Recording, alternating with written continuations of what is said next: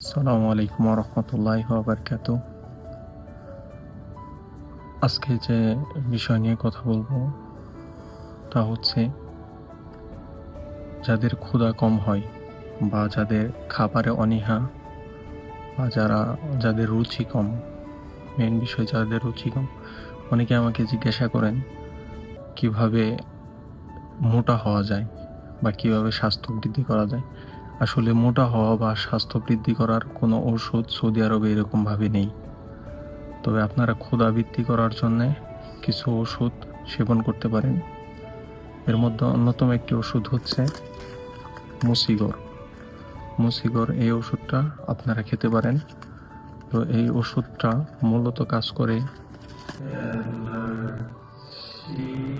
কিন্তু এই মুসিগর খাওয়ার ফলে অনেকের ক্ষুধা বৃদ্ধি হয়ে যায়।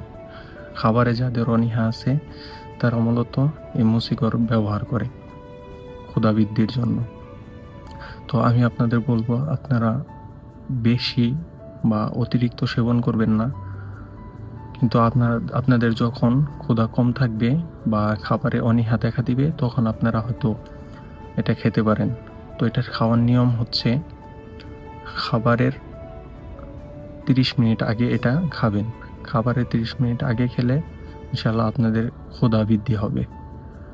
তো এটা বেশি ব্যবহার করা ঠিক না বা বেশি ব্যবহার করা উচিত না। তো যখন আপনারা মনে করবেন বা প্রয়োজন বোধ করবেন যে আপনাদের ক্ষুধা একদমই কম বা আপনাদের ক্ষুধার্ত ভাব হচ্ছে না, তখন আপনারা মূলত এই মুসিগরটি খেতে পারেন। তো এই মুসিগরটি আপনারা পেয়ে যাবেন সকল ফার্মেসিতে গেলেই এই মুসিগরটি পেয়ে যাবেন। মুসিগরের দাম হয়তো 18-19 রিয়াল এর মধ্যে হবে ইনশাআল্লাহ। যে কোনো ফার্মেসিতে গেলে আপনারা এই মুসিগর পেয়ে যাবেন। মুসিগরের দাম হচ্ছে 18 বা 19 রিয়ালের মধ্যেই, খুব বেশি দাম না। তো এই মুসিগরটা আপনারা খেতে পারেন 1 মাসের মতো ইনশাআল্লাহ। এই 1 মাসের বেশি আপনারা কেউ এই মুসিগর সেবন করবেন না। তো ক্ষুধা বৃদ্ধির জন্য এই মুসিগর অত্যন্ত কার্যকরী। তো আজকের ভিডিওটা এই পর্যন্তই। সকলে ভালো থাকবেন। আসসালামু আলাইকুম।